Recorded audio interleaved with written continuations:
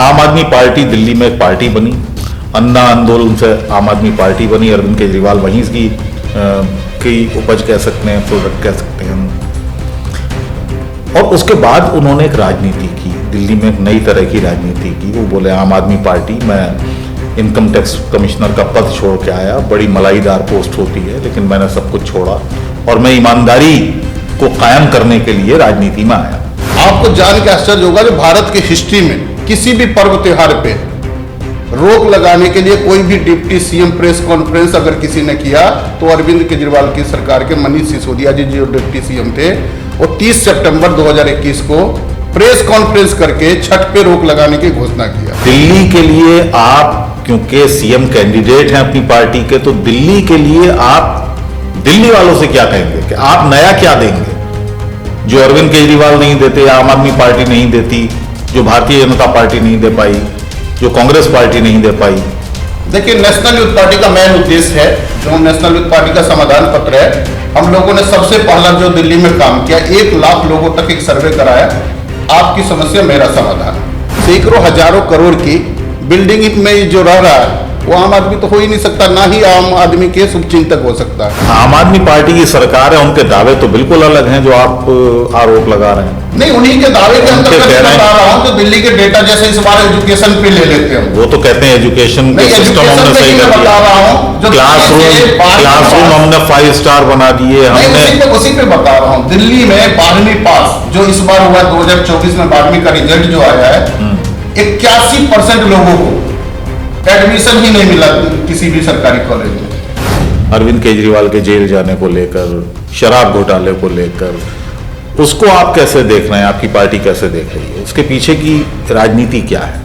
देखिए, मैं तो ये कहूंगा, जो भारतीय जनता पार्टी आम आदमी पार्टी को बचा रही है, अरविंद केजरीवाल को बचा रहा है। अरविंद केजरीवाल जी और नरेंद्र मोदी जी के जो 10 साल की जुगलबंदी है, इन दोनों ने दिल्ली को नर्क बना दिया है। कैसे? पहली बार आप अगर देखेंगे हिस्ट्री में, तो इसी 10 साल में ग्रेट फोर्ट दिल्ली में लग रहा है बार बार। जो भारतीय जनता पार्टी के एलजी है और अरविंद केजरीवाल जी की सरकार है, दोनों ने मिलके 2020 से यमुना में छठ नहीं होने दिया। तो यमुना में प्रदूषण बहुत था। नहीं, प्रदूषण अगर है तो उसकी जिम्मेवार कौन है? 8500 करोड़ रुपया आपने यमुना की सफाई पे लगाया। देखिए, बचपन से हम लोग सामाजिक कार्य में जुड़े हुए हैं। जब यहाँ पे देखा गया तो 2 चीजों की समस्या एक हम लोग देख रहे थे, जो मिडिल क्लास के लोग हैं उनकी समस्या पे कोई भी बात नहीं कर रहा था। नेशनल यूथ पार्टी का अब तक का जो सफर है, आप कह रहे हैं 16 साल का सफर, उसमें राजनीतिक गतिविधियां, हालांकि अभी आपका कोई कैंडिडेट नहीं है विधानसभा या संसद में, राजनीतिक गतिविधियां क्या रही? छठ पे हम लोगों ने प्रतिबंध हटवाया, जो छठ बाकी जगह हो रहा था, यमुना में तो अभी भी नहीं हटवा पाए। 27 अक्टूबर को प्रतिबंध हटा, तो उस दिन भारतीय जनता पार्टी और आम आदमी पार्टी दोनों को मीडिया चैनल पे बुलाया गया। अब दोनों आपस में लड़ने लगे, जो मैंने किया तो मैंने किया। अब आम जनता के जो नजर में है वो तो ये जाएगा इन्होंने कोई किया है। नमस्कार, आदाब, मैं हूं अबुल नसर इकबाल और हमारे इस पॉडकास्ट में आपका स्वागत है। दिल्ली में चुनाव की सरगर्मियां तेज हो गई हैं। सभी राजनीतिक दल कमर कस चुके हैं, चुनाव में जाने की तैयारी है सभी राजनीतिक दलों की। हमारी कोशिश है कि हम सभी राजनीतिक दलों से बात करें, सारे राजनेताओं से बात करें, और इसी कड़ी में आज हमारे साथ हैं नेशनल यूथ पार्टी के राष्ट्रीय महासचिव भी हैं और दिल्ली में अपनी पार्टी के सीएम कैंडिडेट भी हैं। हमारे साथ रजनीश झा जी यहाँ मौजूद हैं। रजनीश जी, स्वागत है आपका। नमस्कार, धन्यवाद। पहले तो दिल्ली की बात करें, उससे पहले थोड़ी आपकी बात कर लेते हैं। थोड़ा अपने बैकग्राउंड के बारे में बताइएगा, कहाँ से आते हैं, कब से दिल्ली में हैं? मेरा नाम रजनीश झा है, जो आपको पता ही, पार्टी के राष्ट्रीय महासचिव के नाते इस पार्टी का फाउंडर मेंबर हूँ। 16 साल से हम लोग नेशनल यूथ पार्टी का काम कर रहे हैं। और बिहार में जगह है जयनगर, तो उसी के पास मेरा गांव है, जयनगर के पास ही, तो वहीं से आता हूँ, मधुबनी जिला। अच्छा, मधुबनी जिले से? हाँ, पिछले 30 साल से दिल्ली में रहता हूँ और जो पढ़ाई लिखाई हुआ है, हायर एजुकेशन, सारा दिल्ली में ही हुआ। तो दिल्ली में राजनीति करने का ख्याल कैसे आया? और इस पार्टी के साथ आप फाउंडर मेंबर हैं, तो दिल्ली की राजनीति का ख्याल कैसे आया कि दिल्ली में राजनीति करनी चाहिए? देखिए, बचपन से हम लोग सामाजिक कार्य में जुड़े हुए हैं। जब यहाँ पे देखा गया तो दो चीज़ों की समस्या एक हम लोग देख रहे थे। जो मिडिल क्लास के लोग हैं उनकी समस्या पे कोई भी बात नहीं कर रहा था। तो राजनीति में क्या है, अगर आपको अपनी बातें रख कर मनवानी है तो आपको खुद उतरना पड़ेगा। लेकिन आम आदमी पार्टी कहती है कि हम आम आदमी पार्टी की पार्टी हैं, हम हैं आम आदमी पार्टी, हम मिडिल क्लास की बात करते हैं, तमाम गरीबों की बात करते हैं, पूरब से जो लोग आते हैं उनकी बात करते हैं। देखिए, आम आदमी पार्टी को आपके आम आदमी मान रहे हैं क्या? अगर आम आदमी मान रहे हैं, मेरे मानने ना मानने से कुछ नहीं होता, मैं तो एक जरिया हूँ, मीडिया हूँ। हाँ तो सैकड़ों हजारों, नहीं वही बता रहा हूँ, लोगों ने उनको सत्ता दी। हाँ नहीं वही बता रहा हूँ, सैकड़ों हजारों करोड़ की बिल्डिंग में जो रह रहा है वो आम आदमी तो हो ही नहीं सकता, ना ही आम आदमी के शुभचिंतक हो सकता है। कोई भी ब्यूरोक्रेट्स किसी भी पद पे पहुंच जाए, आम जनता की समस्या से उसे कोई लेना देना नहीं होता। वो तो देखता मैनेजमेंट अच्छा करके और मैनेजमेंट के माध्यम से सत्ता में आ जाता तो वो तो अरविंद केजरीवाल को आप कह रहे हैं नहीं। इसी में जो आपका पूरा क्वेश्चन का मैं आंसर दे दूं। आगे जैसे आपने कहा जो गरीब और पूरब के लोगों के लिए कर रहे हैं, तो आपको ये जान के बड़ा आश्चर्य होगा, जो पूरब दिल्ली में लगभग जो आधी आबादी है वो पूर्वांचल की आबादी है, यूपी बिहार के लोगों की आबादी है, आधे से ज़्यादा ही। जो उनका सबसे बड़ा फेस्टिवल है छठ महापर्व है। आपको जान के आश्चर्य होगा, जो भारत के हिस्ट्री में किसी भी पर्व त्योहार पे रोक लगाने के लिए कोई भी डिप्टी सीएम प्रेस कॉन्फ्रेंस अगर किसी ने किया तो अरविंद केजरीवाल की सरकार के मनीष सिसोदिया जी जो डिप्टी सीएम थे, वो 30 सितंबर 2021 को प्रेस कॉन्फ्रेंस करके छठ पे रोक लगाने की घोषणा किया। जो भारतीय जनता पार्टी के एलजी है और अरविंद केजरीवाल जी की सरकार है, दोनों ने मिलके 2020 से यमुना में छठ नहीं होने दिया। तो यमुना में प्रदूषण बहुत था। नहीं, प्रदूषण अगर है तो उसकी जिम्मेवार कौन है? 8500 करोड़ रुपया आपने यमुना की सफाई पे लगाया, फिर भी यमुना सफाई नहीं हुआ, तो उसकी जिम्मेवार कौन है? सेंट्रल गवर्नमेंट ने नजफगढ़ नाले को सेंट्रल गवर्नमेंट से सुप्रीम कोर्ट ने सेंट्रल गवर्नमेंट से नजफगढ़ नाले को यमुना में गिरने से मना करने रोकने के लिए 3 महीने का टाइम दिया। सेंट्रल गवर्नमेंट ने यमुना में गंदे नाला रोकने के बजाय नजफगढ़ ड्रेन का नाम ही बदल के साहिबी नदी कर दिया और सुप्रीम कोर्ट में एफिडेविट दे दिया, जो अब नजफगढ़ ड्रेन जो है यमुना में नहीं गिर रही है, वो तो साहिबी नदी है। तो इन दोनों ने पूर्वांचल के लोगों के साथ, प्रवासी लोगों के साथ छल किया है और छल के अलावा कुछ नहीं किया है। लेकिन आप ये देखिए ना कि दिल्ली की जनता ने उनको सराखों पर बिठाया। आप कह रहे हैं दिल्ली की जनता को कुछ नहीं मिला, तो ये आप कैसे कह सकते हैं कि दिल्ली की जनता के साथ छल किया, दिल्ली की जनता के साथ धोखा किया? 2 बार वो चीफ मिनिस्टर रहे। देखिए, मैंने क्या है, दिल्ली की जनता को भ्रम में डाल के वो सीएम बन रहे हैं। जो 2020 की जो मैंने आपको बातें बताया 2021 की, सबसे पहले जो एलजी साहब है, जो डीडीएमए के जो चेयरमैन हैं भारतीय जनता पार्टी के, मतलब एलजी कम भारतीय जनता पार्टी के लीडर की तरह ज़्यादा बिहेव करते हैं, उनके नेतृत्व में सीएम अरविंद केजरीवाल जी, दिल्ली के पुलिस कमिश्नर मनीष सिसोदिया, ये सारे बैठे और छठ पे रोक लगाने का प्रेस कॉन्फ्रेंस किया। ये सारे एक साथ कैसे बैठे? ये तो अलग अलग पार्टी से आते हैं। डीडीएमए का जो चेयरमैन है वो एलजी साहब है, वाइस चेयरमैन सीएम होता है। जी हाँ। और जो उसका मेंबर होता है वो जल बोर्ड का जो अध्यक्ष होता है वो होता है। ठीक है, तो मनीष सिसोदिया जी जल बोर्ड के अध्यक्ष थे, अरविंद केजरीवाल जी सीएम थे और एलजी साहब थे। इसीलिए वो सारे लोग एक साथ बैठे, एक साथ निर्णय करके रोक लगाए। हम लोगों ने आमरण अनशन करने की योजना बनाई, तमाम दिल्ली के पूर्वांचल लोगों को साथ लेके एलजी हाउस पे आमरण अनशन के बदौलत उनके ऊपर प्रेशर बना के फिर छठ पे हम लोगों ने प्रतिबंध हटवाया। जो छठ बाकी जगह हो रहा था, यमुना में तो अभी भी नहीं हटवा पाए। लेकिन हुआ क्या, जो जिस दिन 27 अक्टूबर को प्रतिबंध हटा तो उस दिन भारतीय जनता पार्टी और आम आदमी पार्टी दोनों को मीडिया चैनल पे बुलाया गया और दोनों आपस में लड़ने लगे, जो मैंने किया तो मैंने किया। अब आम जनता के जो नजर में है वो तो ये जाएगा, अच्छा जी इन्होंने कुछ कोई किया है। अनशन पे याद आया मुझे कि आम आदमी पार्टी दिल्ली में एक पार्टी बनी, अन्ना आंदोलन से आम आदमी पार्टी बनी, अरविंद केजरीवाल वहीं की उपज कह सकते हैं, प्रोडक्ट कह सकते हैं हम। और उसके बाद उन्होंने एक राजनीति की, दिल्ली में एक नई तरह की राजनीति की। वो बोले आम आदमी पार्टी, मैं इनकम टैक्स कमिश्नर का पद छोड़ के आया, बड़ी मलाईदार पोस्ट होती है, लेकिन मैंने सब कुछ छोड़ा और मैं ईमानदारी को कायम करने के लिए राजनीति में आया। बहुत सारे उन्होंने धरने दिए, प्रदर्शन किए, अनशन किए, भूख हड़तालें की। ये उनका राजनीतिक सफ़र, हालांकि वो राजनीतिक सफ़र संघर्ष का उनका छोटा था और बहुत जल्दी ही वो दिल्ली के मुख्यमंत्री बन गए।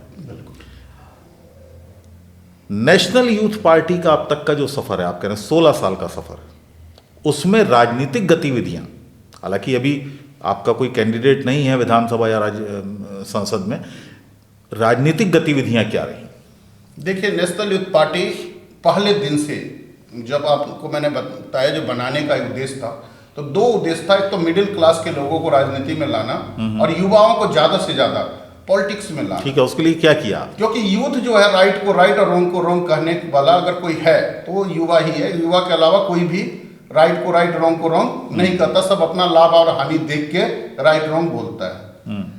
तो सबसे पहला चीज हम लोगों ने प्लेटफॉर्म उपलब्ध कराया। आज के डेट में देश के 17 राज्यों में पार्टी का विस्तार है। अच्छा। जो आगामी दिल्ली विधानसभा चुनाव है, सभी 70 सीटों पे पार्टी तैयारी कर रही है। और अगर देखेंगे तो पूर्व से पश्चिम और उत्तर से दक्षिण लगभग हर स्टेट में नेशनल यूथ पार्टी के कम या ज्यादा कार्यकर्ता है। युवाओं के तमाम मुद्दे पे हम लोग सड़क पे उठाते रहते। अभी संसद में हमारे प्रतिनिधि है नहीं, तो संसद में तो हम उठा नहीं सकते, लेकिन सड़क पे उठाते हैं, आंदोलन करते हैं। अच्छा। और युवाओं के मुद्दे पे हम लोग लगातार संघर्ष कर रहे हैं। क्या उम्मीद है दिल्ली से? 17 राज्यों में है, लेकिन अभी क्योंकि सारा फोकस आपका दिल्ली चुनाव पर है, उसके बाद बिहार चुनाव में भी जाएंगे आप। दिल्ली के लिए आप क्योंकि सीएम कैंडिडेट हैं अपनी पार्टी के, तो दिल्ली के लिए आप दिल्ली वालों से क्या कहेंगे कि आप नया क्या देंगे जो अरविंद केजरीवाल नहीं देते, आम आदमी पार्टी नहीं देती, जो भारतीय जनता पार्टी नहीं दे पाई, जो कांग्रेस पार्टी नहीं दे पाई? देखिए, नेशनल यूथ पार्टी का मेन उद्देश्य है, जो नेशनल यूथ पार्टी का समाधान पत्र है, हम लोगों ने सबसे पहला जो दिल्ली में काम किया, 1 लाख लोगों तक एक सर्वे कराया, आपकी समस्या मेरा समाधान। और उसके अंतर्गत एक 25 पॉइंट का हमने समाधान पत्र निकाला। समाधान पत्र के जो मेन बिंदु है, उसमें दिल्ली को हम दिल्ली बनाना चाहते हैं। आज के डेट में अरविंद केजरीवाल जी और नरेंद्र मोदी जी के जो 10 साल की जुगलबंदी है, इन दोनों ने दिल्ली को नर्क बना दिया है। कैसे? पहली बार आप अगर देखेंगे हिस्ट्री में, तो इसी 10 साल में ग्रैब 4 दिल्ली में लग रहा है बार बार। लगभग 4-5 साल से हर साल आप देखते होंगे, ऑफिस की छुट्टी, बस छुट्टी, गाड़ी बंद। जो पब्लिक ट्रांसपोर्ट था, लगभग डीटीसी खत्म सी हो गई है। उसी तरह से अगर आप पानी की बात करेंगे, तो पानी अगर दिल्ली की किसी भी कॉलोनी में चले जाए, तो गंदे नाले के पानी के जैसा पानी सप्लाई हो रहा है। उसी तरह से लगभग 75% जो कॉलोनियां हैं, डीडीए को कॉलोनी छोड़ के जो बाकी कॉलोनी बस्ती है, जिसको ये लोग अनऑथराइज कॉलोनी बोलते हैं, जिस पूर्वांचल के लोग, उत्तरांचल के लोग, राजस्थानी लोग वहां पे आके अपना बस रहे हैं, वो सारे कॉलोनियों में सीवर ओवरफ्लो है, गलियां टूटी हुई है। तो ये दिल्ली एक तरह से नर्क बना दिया है इन लोगों ने। आज के डेट में दिल्ली के तमाम कॉलोनियों से बढ़िया आपके गांव, मेरे गांव की सड़कें हो। लेकिन आम आदमी पार्टी की सरकार है, उनके दावे तो बिल्कुल अलग हैं जो आप आरोप लगा रहे हैं। नहीं, उन्हीं के दावे के अंतर्गत बता रहा हूं, जो दिल्ली के डेटा जैसे इस बार एजुकेशन पे ले लेते हैं। वो तो कहते हैं एजुकेशन के सिस्टम हमने सही कर बता रहा हूं, क्लासरूम हमने 5 स्टार बना दिए हमने। उसी पे बता रहा हूं, दिल्ली में 12वीं पास जो इस बार हुआ 2024 में 12वीं का रिजल्ट जो आया है, 81% लोगों को एडमिशन ही नहीं मिला किसी भी सरकारी कॉलेज में। या तो दूसरे राज्य में बच्चे जाके एडमिशन लिया, या प्राइवेट कॉलेज में जो अमीर माँ बाप के बेटे थे, बच्चे थे, वो प्राइवेट कॉलेज में जाके एडमिशन लिया। क्यों? क्योंकि दिल्ली में कोई सरकारी कॉलेज बनी है क्या पिछले 10 साल में? बच्चे तो, आबादी तो बढ़ रहा है ना। जो दिल्ली यूनिवर्सिटी में क्या था, सीबीएसई बोर्ड में नंबर के आधार पर पहले एडमिशन होता था। अब क्या है, एग्जाम के आधार पर होने लगा। तो दूसरे स्टेट के बच्चे की हिस्सेदारी, क्योंकि सेंट्रल यूनिवर्सिटी है। भाई, दिल्ली गवर्नमेंट ने दिल्ली के बच्चों के लिए क्या एजुकेशन सिस्टम में काम किया? तो कुछ नहीं। उसी तरह से दिल्ली वालों ने मास्टर प्लान 2041 ये बता रहा है जो 2030 तक दिल्ली में सारे झुग्गी झोपड़ी और रेहड़ी पटरी हट जाएगा। उसमें 100% लोग कहां के हैं? उत्तर प्रदेश, बिहार, बंगाल, उत्तराखंड, राजस्थान के लोग हैं। एक पार्टी भारतीय जनता पार्टी उनको बांग्लादेशी रोहिंग्या साबित करने पे प्रयास कर रहे हैं, दूसरी पार्टी उसको बिजली फ्री, पानी फ्री के नाम पे उसको बुला रहे। सच्चाई यह है जो अगर 2030 में सुप्रीम कोर्ट के आदेश पे उनके आशियाना तोड़ दिया जाए, अगर उनका रोजगार खत्म कर दिया जाए, तो भाई वो लोग कहां जाएंगे? 10,20,000 दिल्ली सरकार के आंकड़े में झुग्गी वाले परिवार, 10,20,000 परिवार हो, और साथ ही 5 लाख के करीब परिवार रेहड़ी पटरी वाले। भाई इनके जीवन यापन पे, इनके रहन सहन पे तो उन पे खतरा मंडरा रहा है। उन खतरे को नेशनल यूथ पार्टी ने 2 बड़ी योजना बनाई है अपने समाधान पत्र में। एक गुरु हरकिशन आदर्श आवास योजना, जिसमें 100% झुग्गी वाले को और 10 लाख गरीब किराएदार को। लेकिन वो तो कहते हैं कि हमने झुग्गी वालों की जीवन को आसान किया है, वहाँ पे जो सैनिटेशन सिस्टम था उसको बेहतर किया है, तमाम सुविधाएं वो गिनाते सर, जब हैं। झुग्गी नहीं रहेगा तो सैनिटेशन सिस्टम ठीक करके क्या फायदा? आपको मैं वही मास्टर प्लान की बातें बता रहा हूं, जो मास्टर प्लान 2041 के अनुसार 2030 में झुग्गी झोपड़ी सारे टूट जाने हैं, तो भाई उनको फ्लैट देना है। डीएसआईबी के पास जमीन ऑलरेडी है, जो 10,20,000 झुग्गी वाले को 4 मंजिला फ्लैट बना के दिया जा सकता है। फिर क्यों नहीं दिया जा रहा है? मैं उस सवाल पर आता हूँ, उस बुनियादी सवाल पर आता हूँ कि आपको क्या लगता है कि आम आदमी पार्टी ये फ्लैट क्यों नहीं दे रही है, ये घर बनाकर क्यों नहीं दे रही है उन झुग्गी वालों को? देखिए, मैंने क्या है, 2 उद्देश्य हो सकता है। अब क्या उद्देश्य है उनका, वो तो वो जान बताएंगे, लेकिन उनका मेरे हिसाब से 2 उद्देश्य है। एक तो वो चाहते हैं जो 2030 तक इनसे वोट लिया जाए, फिर इनको लात मार के बाहर कर दिया जाए दिल्ली से, क्योंकि ये इनके जो वोटर है, मतलब जो इनके नेता है, वो सारे इलीट क्लास है। चाहे वो भाजपा का नेता है, चाहे आम आदमी पार्टी का नेता है। भाई जो कांग्रेस का नेता था वही तो आम आदमी पार्टी का नेता है। तो जो इलीट क्लास वर्ग है वो नहीं चाह रहे जो दिल्ली में झुग्गी झोपड़ी रेहड़ी पट्टी वाली या गरीब आदमी यूपी बिहार वाले दिल्ली में आके बसे। तो पहला उद्देश्य तो इनके लिए ये हो सकता है। दूसरा उद्देश्य ये हो सकता है जो इसी पे राजनीति करेंगे जी, हम तो झुग्गी वाले को देखिए टॉयलेट बना रहा था और इन लोगों ने झुग्गी तोड़ दिया। भाई मास्टर प्लान 2041 के अनुसार 2030 में झुग्गी टूटने ही है, तो भाई उससे पहले उनको क्यों नहीं फ्लैट बना के दिया जा रहा है? अच्छा, बीजेपी और आम आदमी पार्टी में जो रस्साकशी चली पिछले दिनों, अरविंद केजरीवाल के जेल जाने को लेकर, शराब घोटाले को लेकर, उसको आप कैसे देख रहे हैं? आपकी पार्टी कैसे देख रही है? उसके पीछे की राजनीति क्या है? देखिए, मैं तो ये कहूँगा जो भारतीय जनता पार्टी आम आदमी पार्टी को बचा रही है, अरविंद केजरीवाल को बचा रहा है। बचाया था, उन्होंने जेल भेज दिया? नहीं, जेल नहीं भेजा, वो तो मजबूरी में भेजा। देखिए, खुली आंखों से दिख रहा है जो भाई शराब पे टैक्स कम करना, क्या आम जनता ने कहा जो भाई शराब मेरे महंगा है सस्ता करो? किसी ने कहा हो तो आप बताइए। नहीं, उन्होंने तो दावा किया ना कि राजस्व से ज्यादा मिल रहा है। नहीं, राजस्व कहाँ ज्यादा मिला? पिछले साल का जो बजट था दिल्ली का वो 78,000 करोड़ का था, इस साल का बजट 76,000 करोड़ का हो गया। अगर राजस्व एक्स्ट्रा मिला तो पहली बार दिल्ली में पिछले 40 साल में बजट घट गया, बजट 2,000 करोड़ घट गया, जबकि हर साल 5 से 10% बजट बढ़ रहा था। तो अगर राजस्व ज्यादा आया तो बजट घटा क्यों? तो ये लॉजिक जो है ये तो अपने आप में ही झूठ है। ये तो उनसे क्वेश्चन पूछना चाहिए, जब आप बता रहे हो राजस्व ज्यादा आया तो भाई 6 महीने में राजस्व कुछ तो बढ़ता ना, तो बजट ही घट गया। 78,000 करोड़ का बजट था, 76,000 करोड़ का हो गया, कैसे? क्या लगता है दिल्ली में जिस तरह की राजनीति हुई पिछले, अगर 10 साल की हम बात करें, तो क्या आपने देखा कि कहां पर एक स्पेस है, कहां पर एक खाली जगह है जिसको भरना जरूरी है? लोगों से जुड़ी क्या वो जरूरतें हैं जो राजनेता आमतौर से नहीं समझ पा रहे? देखिए, दिल्ली में 4-5 चीज बहुत जरूरी है जो आपको मैंने बताया। अभी हम लोगों ने जो 1 लाख लोगों से सर्वे करवाया, तो उस सर्वे में सबसे बड़ा चीज आया भ्रष्टाचार। दिल्ली में 3 कारण से भ्रष्टाचार है। पहला कारण भ्रष्टाचार का है, लोगों को ये नहीं पता मेरा काम कहां होगा। आप विधायक के पास जाएंगे तो एमएलए का काम बताएगा, एमएलए के पास जाएंगे विधायक का काम बताएगा। राशन दफ्तर में जाएंगे, राशन कार्ड नहीं बनता, पेंशन दफ्तर में जाएंगे, पेंशन नहीं बनता। लोगों के आधार कार्ड में करेक्शन नहीं होता। तमाम दिल्ली वाले को अगर 4 डॉक्यूमेंट रख दें तो चारों डॉक्यूमेंट में डिफरेंट नाम और बाकी स्पेलिंग में मिस्टेक होगा आपको, किसी का भी आप अपना रख के देख लीजिए। लेकिन लोग ठीक नहीं कराना चाहता, इसलिए क्यों? क्योंकि भाई जाएंगे तो घूस देना पड़ेगा। तो पहला समस्या यह था घूस देने का।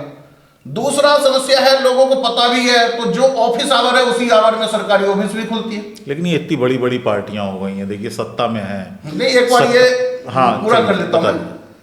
तो दूसरा समस्या ये है जो लोगों को छुट्टी करना पड़ेगा, जो छुट्टी नहीं होता तो लोग सोचता है अरे भाई अपने छोटे से डॉक्यूमेंट करेक्शन ठीक करवाने में क्यों जाऊं मैं छुट्टी करवाने। तीसरा जो बड़ा समस्या है, ये दोनों चीज आप छुट्टी भी कर लेंगे, आपको पता भी है कहां काम होगा, ऑफिस में जाएंगे तो गारंटी नहीं है बिना पैसा लिए काम होगा। हमने इसका पहला समाधान दिया सिंगल विंडो काउंटर।